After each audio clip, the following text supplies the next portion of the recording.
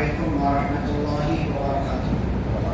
بسم اللہ والصلاۃ والسلام علی رسول اللہ نبینا محمد وعلی آلہ واصحابہ ومن والاه، اما بعد۔ آج کی اس مجلس میں انشاءاللہ ہم تذکرہ کر رہے ہیں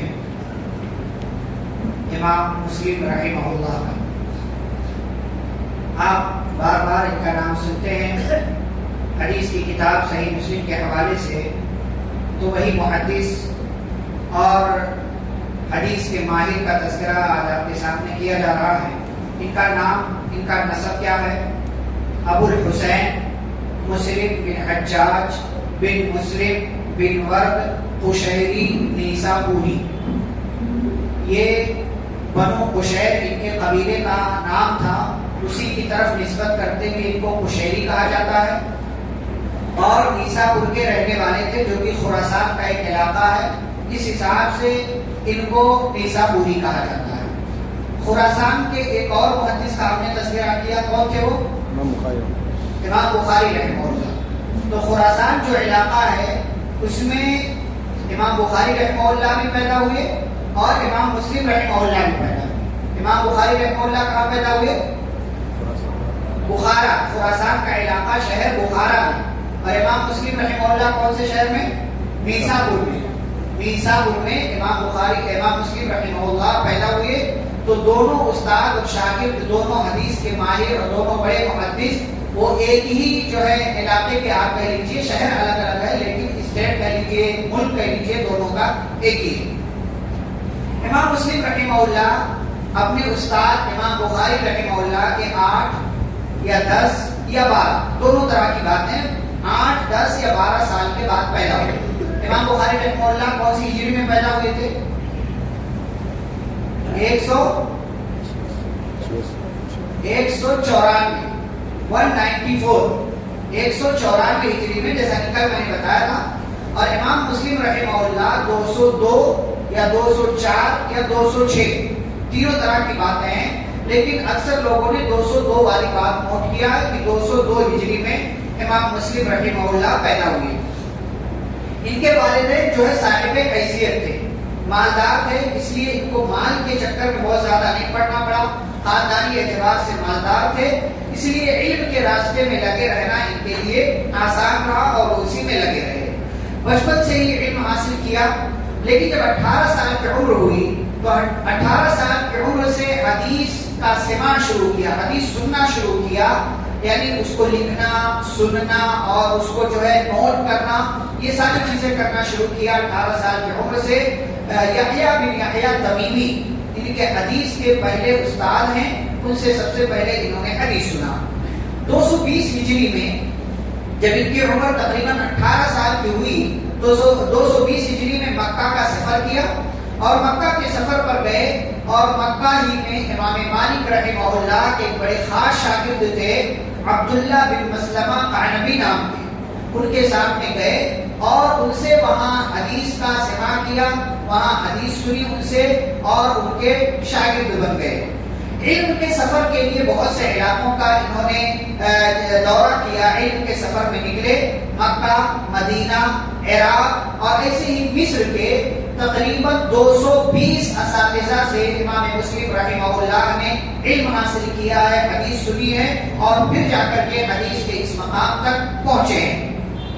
ان کے اساتذہ میں مشہور نام، پچھلے 2 نام ہم ذکر کر چکے ہیں، جو وہ دونوں ان کے استاد ہیں۔ ان کا تذکرہ کیا ہم نے، امام احمد بن حنبل اور امام بخاری، یہ دونوں کے دونوں امام مسلم رحمہ اللہ کے استاد ہیں۔ ایسے ہی ایک اور ہیں اسحاق بن راہویہ نام کے، جو امام بخاری رحمہ اللہ کے بھی استاد ہیں، وہ امام مسلم رحمہ اللہ کے بھی استاد ہیں۔ تو یہ مشہور ان کے اساتذہ، اس کے علاوہ اور بہت سارے اساتذہ، جیسا کہ میں نے کہا 220 اساتذہ سے، استاد سے امام مسلم رحمہ اللہ نے حدیث کا علم سیکھا اور حدیث سنا اور اسے سماعت کیا۔ امام مسلم رحمہ اللہ کے والدین جو تھے، باپ جو ہے خاص طور سے، وہ ان کا ذریعہ معاش کیا تھا؟ ان کی جاگیر تھی۔ جیسے ہمارے علاقوں میں جاگیر ہوتی تھی لوگوں کی، ان کے یہاں بھی امام مسلم رحمہ اللہ کے جو والد تھے ان کی جاگیر تھی نیسابور کے اندر ہی، اسی علاقے میں، اور نیسابور کا جو کنارے کا علاقہ آتا تھا یعنی جہاں شہر ختم ہوتا تھا بہت بڑی جاگیر تھی ان کی، اور اس سے جو کچھ آمدنی ہوتی تھی وہی جو ہے ان لوگوں پر خرچہ ہوتا تھا، ان کے گھر والوں پر خرچہ ہوتا تھا، تو بہت بڑا ذریعہ تھا آمدنی کا، اس لیے مال وغیرہ کا ٹینشن امام مسلم رحمہ اللہ کو نہیں تھا۔ امام مسلم رحمہ اللہ کا سب سے عظیم کارنامہ جو انہوں نے انجام دیا وہ ہے صحیح مسلم کی تصنیف۔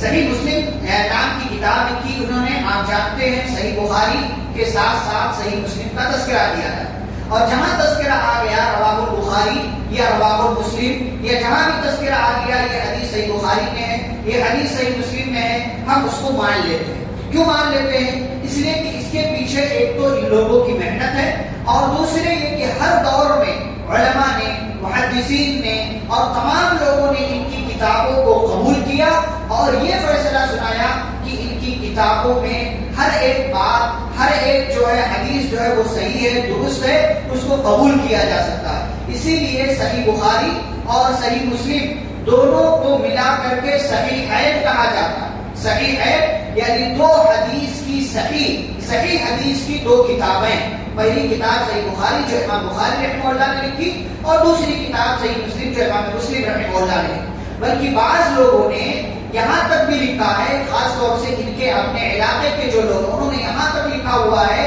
کہ صحیح مسلم یہ بعض چیزوں میں صحیح بخاری سے زیادہ اوپر والی کتاب ہے، بعض چیزوں میں۔ اور یہ واقعی درست بات ہے کہ اگر آپ ایک عالم ہیں، ایک جاننے والے ہیں، تو آپ کو صحیح بخاری صحیح مسلم جب آپ پڑھیں گے تو آپ کو اندازہ ہوگا کہ صحیح مسلم کے اندر بہت ساری چیزیں ایسی ہیں کہ جس کی وجہ سے آپ کہہ سکتے ہیں کہ یہ صحیح بخاری سے آگے بڑھ کر کے، لیکن علماء نے، محدثین نے صحیح بخاری کو پہلے نمبر پر رکھا ہے، قرآن کے بعد سب سے زیادہ صحیح کتاب ہے، پھر اس کے بعد امام مسلم رحمہ اللہ کی کتاب صحیح مسلم کا نمبر آتا ہے۔ لیکن یہ دونوں جب ساتھ میں بولی جائے، ان دونوں کتابوں کا نام لیا جائے، تو اس میں کوئی ڈاؤٹ نہیں کہ ان دونوں کتابوں میں جو حدیث موجود ہے وہ صحیح ہے، درست ہے، اس پر آپ عمل کر سکتے ہیں۔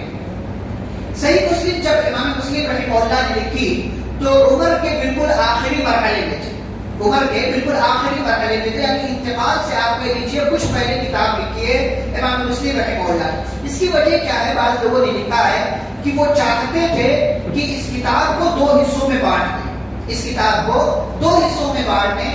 ایک حصے میں جو اوپر کے طبقے کے لوگوں سے انہوں نے حدیث روایت کی ہے اس کا تذکرہ ہے، ان حدیثوں کا بیان رہے، اور ایک حصے میں ان لوگ وہ والی احادیث رہے، وہ والی حدیثیں موجود رہے جس میں اوپر کے طبقے کے نیچے والے طبقے سے انہوں نے حدیث روایت کیا ہے۔ مثال کے طور پر کچھ حدیثیں ایسی ہیں جو نبی صلی اللہ علیہ وسلم تک پہنچنے تک 3 سندیں لگتی ہیں، یا 3 لوگوں کا نام آتا ہے، یا 4 لوگوں کا نام آتا ہے، کچھ حدیثیں ایسی ہیں جس میں 5 لوگوں کا نام آتا ہے۔ تو انہوں نے یہ تفریق کرنے کے لیے اس کو 2 حصوں میں بانٹ دیا جائے۔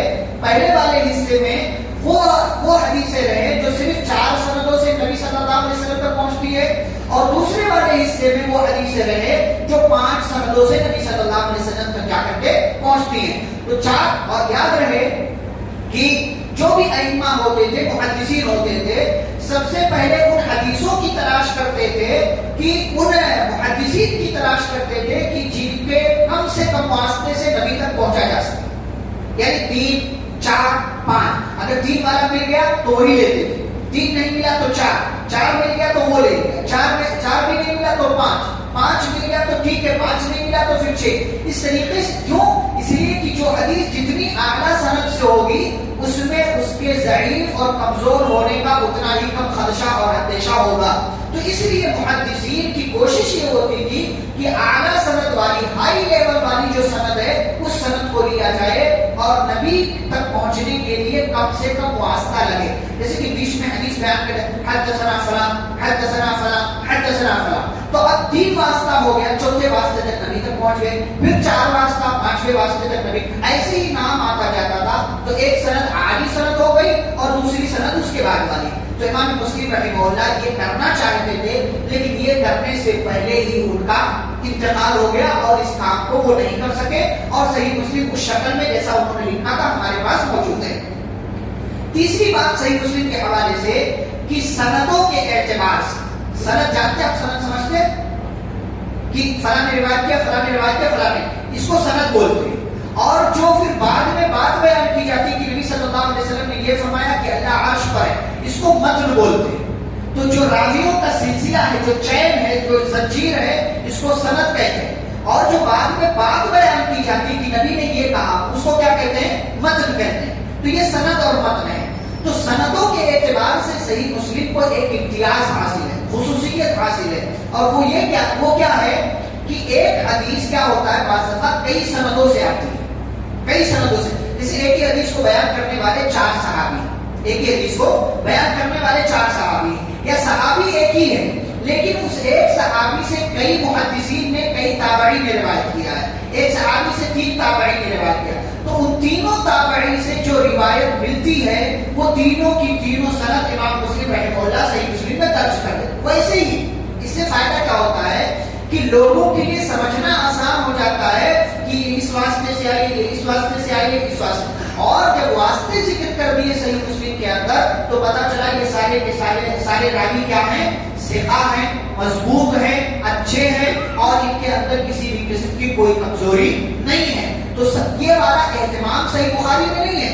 صحیح بخاری میں حدیث آپ کو مل جائے گی ایک سند سے، لیکن صحیح مسلم میں ایک ہی حدیث کئی سندوں سے آپ کو ملے گی. یہ صحیح مسلم کی خصوصیت ہے، صحیح مسلم کا امتیاز ہے. ایسے ہی امام مسلم رحمہ اللہ نے جب ایک حدیث کو نوٹ کیا تو ایسا نہیں ہے کہ کسی ایک سے سن لیا جا کر کے نوٹ کر دیا، بلکہ ایک ہی حدیث کو انہوں نے کئی لوگوں سے سنا. ایک سے سنا ٹھیک ہے، دوسرے سے سنے تھے، پھر تیسرے سے سنا، اور پھر ان ساری سندوں کو جس سے بھی سنا ہے ان ساری سندوں کو وہاں پر وہ بیان کر دیتے کہ میں نے فلاں سے سنا، فلاں سے سنا، اور جس سے جیسا سنا ہے ویسا بیان کر دیا. کسی سے ڈائریکٹ سنا، ڈائریکٹ بیان کیا، کسی سے کسی واسطے سے سنا، واسطہ بیان کیا، کسی کو بولتے ہوئے سنا وہ بیان کیا، کسی کو کسی اور حوالے سے کام کرتے ہوئے دیکھا وہ بیان کر دیا. جیسا سنا ویسا انہوں نے اپنی کتاب کے اندر بیان کر دیا. صحیح مسلم میں حدیثیں کتنی ہیں؟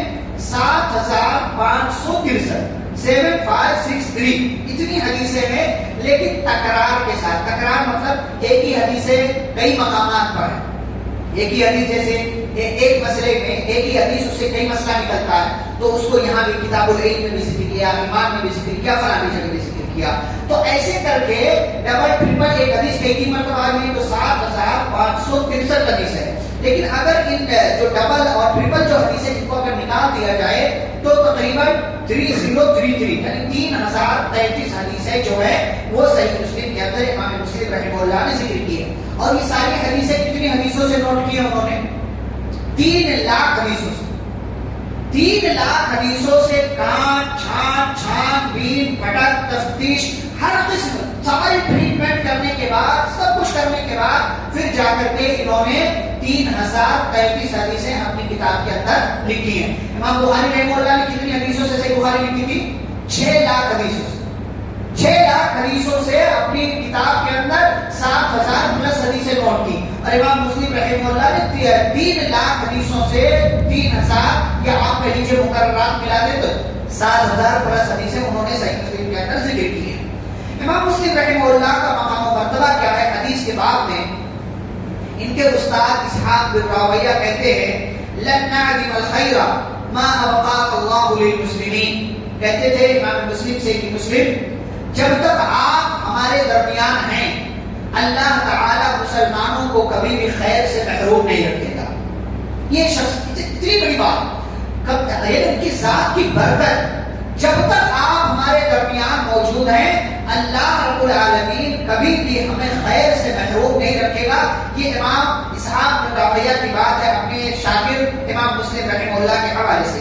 ایسے ہی ابو علی بیسابوری رحمہ اللہ فرماتے ہیں ما تحت ادیب السماء اصح من کتاب مسلم فی علم الحدیث. کہتے تھے حدیث کے باب میں، حدیث کے مسئلے میں صحیح مسلم سے زیادہ صحیح حدیث کوئی اور کتاب نہیں ہے. یعنی ان کی اپنی بات تھی، ورنہ تمام علماء کا جو متفقہ مسئلہ ہے وہ یہ کہ قرآن کے بعد سب سے زیادہ صحیح کتاب صحیح بخاری ہے اور اس کے بعد پھر صحیح مسلم ہے.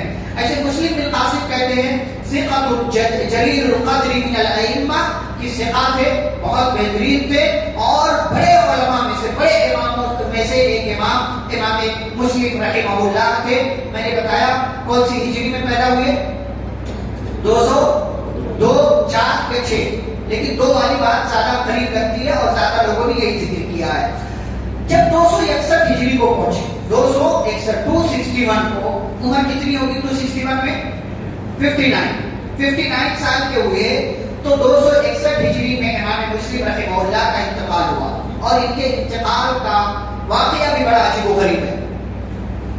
کچھ لوگ ان کے پاس بیٹھے ہوئے تھے, ایک حدیث کا مذاکرہ چل رہا تھا, امام مسلم رحمہ اللہ بتا رہے تھے, لوگ پوچھ رہے تھے, بات چیت چل رہی تھی, گفتگو چل رہی تھی کہ لوگوں نے ایک حدیث رکھی, کہا امام مسلم رحمہ اللہ سے کہ ہمیں یہ حدیث نہیں مل رہی ہے, آپ بتائیے. امام مسلم رحمہ اللہ اپنے گھر میں گئے, گھر میں جانے کے بعد حدیث تلاش کرنا, جو بھی ان کے پاس ذخیرہ تھا, لکھا ہوا تھا, جو بھی اپنے اساتذہ سے سنا تھا, ساری جو بھی لکھا ہوا تھا سب نے دیکھنا شروع کر دیا. گھر والوں نے کہا کہ کسی نے آپ کے لیے تحفہ بھیجا. کہا کیا تحفہ ہے؟ کہا کھجوروں کا ٹوکرا آیا ہوا ہے, کھجوروں کا ٹوکرا آیا ہوا. کہا لے آؤ. امام مسلم رحمہ اللہ کے پاس وہ ٹوکرا لا کر کے رکھ دیا گھر والوں نے. اب امام مسلم رحمہ اللہ اپنے نوٹس میں حدیث تلاش کر رہے ہیں, جہاں بھی لکھا تھا اس میں حدیث دیکھ رہے ہیں اور ایک ایک کھجور اٹھا کر کے کھا رہے ہیں. ادھر سے جو ہے حدیث تلاش کر رہے, ادھر ٹوکرے میں سے کھجور اٹھا کر کے کھا. یہ کام کرتے کرتے کرتے صبح ہو, کھجور کھا رہے ہیں. مطلب آپ دیکھیں بعض دفعہ کیا ہوتا ہے, کسی چیز میں ڈوب جاتے تو لگتا ہی نہیں کہ مطلب ہم کیا کرتے, احساس نہیں ہوتا کہ کب صبح ہو گئی, کب یہ ہو گیا, کب وہ ہو گیا. تو یہ لوگ یہ کام کرتے کرتے کرتے ایسے مشغول ہوئے, ایسے ڈوبے ہوئے تھے کہ کھجور کھا رہے ہیں, کتنا کھا گئے احساس نہیں ہو رہا. صبح ہو گئی اور کھجور کا ڈوز زیادہ اور کچھ زیادہ ہی ہو گیا, کچھ زیادہ. حدیث کی تلاش میں اتنے ڈوبے تھے, اتنے مشغول تھے, اور پھر یہی کھجور کا زیادہ کھا لینا ان کی بیماری کا باعث بنا.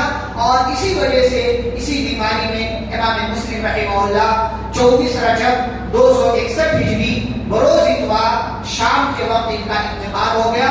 اور اگلے دن یعنی پیر کے دن منڈے کو ان کی تدفین نیسابور میں ہوئی. اس طریقے سے حدیث کا ایک بڑا امام, امام بخاری کا شاگرد, امام احمد بن حنبل کے شاگرد, امام مسلم رحمہ اللہ صحیح مسلم کے مصنف, مؤلف اور اپنے لیے ذخیرے آخرت جمع کر کے جانے والے, صدقہ جاریہ بنا کر کے جانے والے امام مسلم رحمہ اللہ جیسے جلیل القدر عالم دین کا حدیث کی خدمت کرتے کرتے اسی مسئلے میں اور اسی وجہ سے ان کا انتقال ہو گیا. اللہ رب العالمین ان پر اپنی کروڑوں رحمت نازل فرمائے, آمین. صلی اللہ علیہ وسلم. السلام علیکم ورحمۃ اللہ وبرکاتہ.